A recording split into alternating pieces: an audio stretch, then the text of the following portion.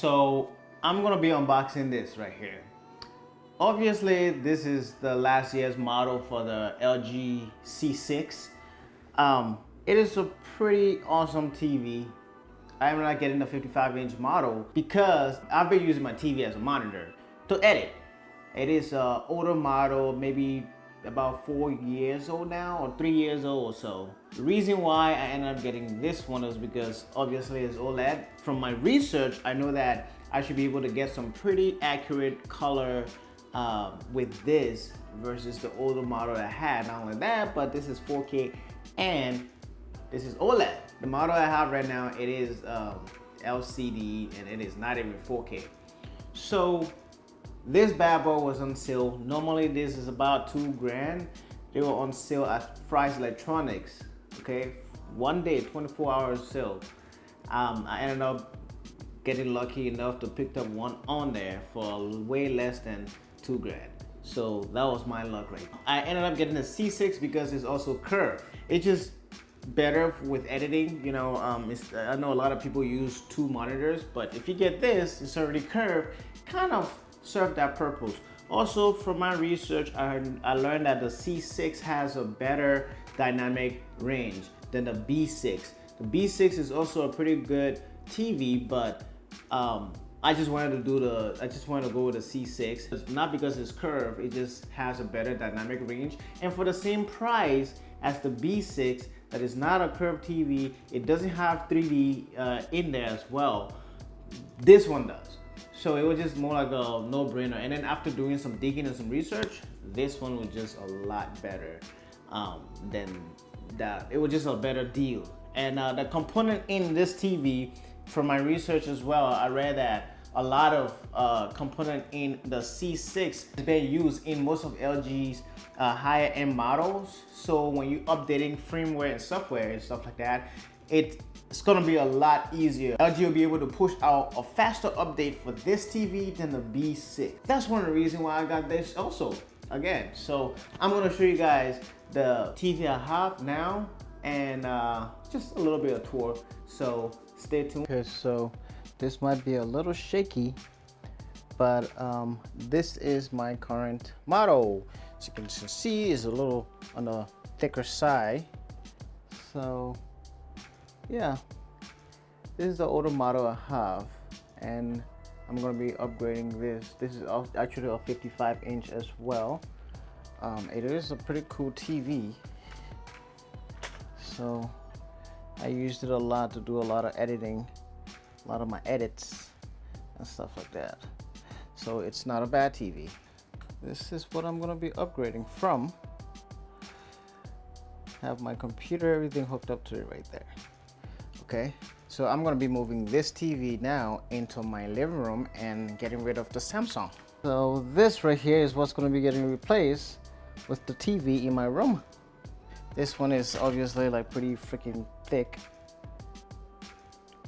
As you can see, this is totally old school, super thick. I honestly think this is the largest item I have ever unboxed on this channel. That's pretty cool. So wow, it's huge.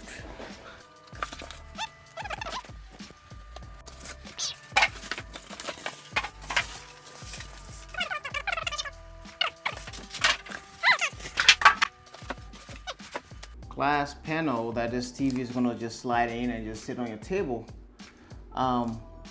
It's pretty heavy enough. It's not really glass, actually. It's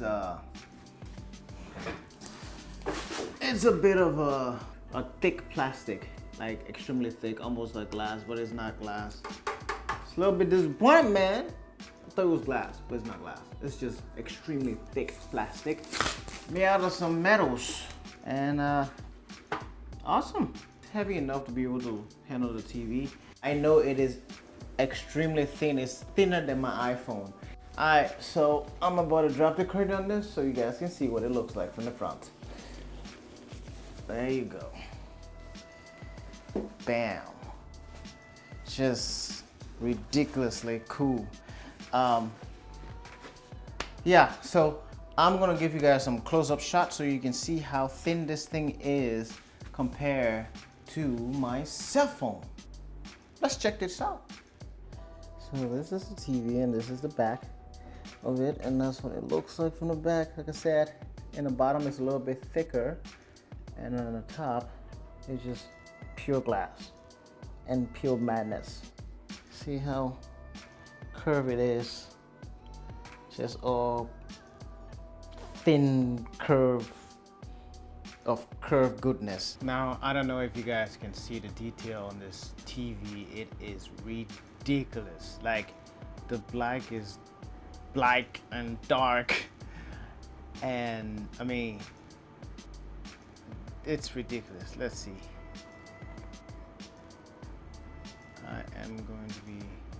I haven't set anything up yet. This is just straight out of the box. It's ridiculous. I mean, I'm gonna be using this TV for editing, and wow. Okay, this is just out of the box setting, and it looks crazy cool. Like, holy, this is crazy. Okay, so this pretty much have. I'm gonna turn the light off and see the difference here. Here you go, with the light off. I'm speechless. This is real. I mean, it's so clean, like so clean.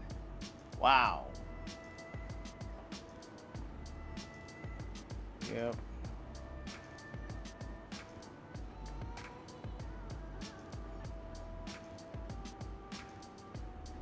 Oh.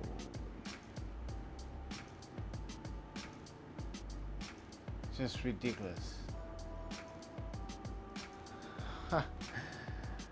Man, I don't know if you guys can see this, but that is just clean image.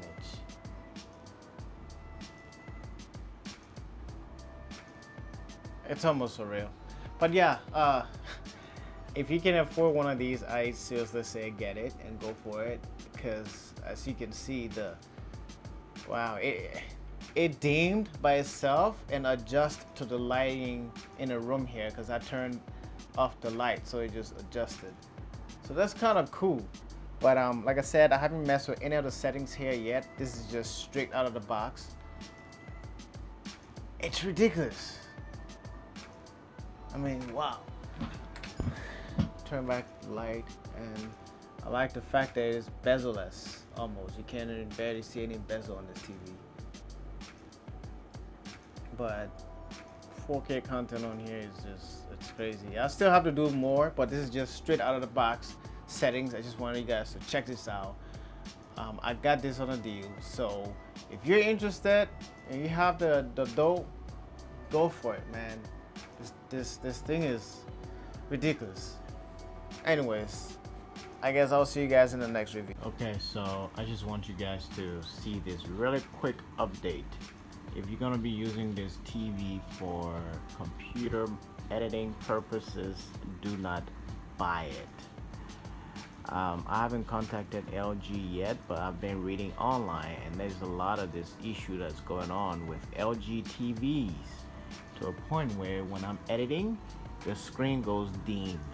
I've looked everywhere online, and there's no quick fix for this issue, and from what I read, LG just blowing this off as well. So if you're just gonna use this TV for watching TV purposes, it's fine. But if you're gonna be using this for computer editing or gaming as well, mostly gaming, do not get this TV, because a lot of gamers were also complaining about this particular issue where the TV just dims when you're using it for editing. Check this out. Look at this. It's dim right now, and when I have to get out of this program, and bam, it lights up. See that? That's how it lights up. It goes dim when I'm editing, and then just lights up. Now it's light up. It's now it's lit up. So yeah, that's just a quick update. All right.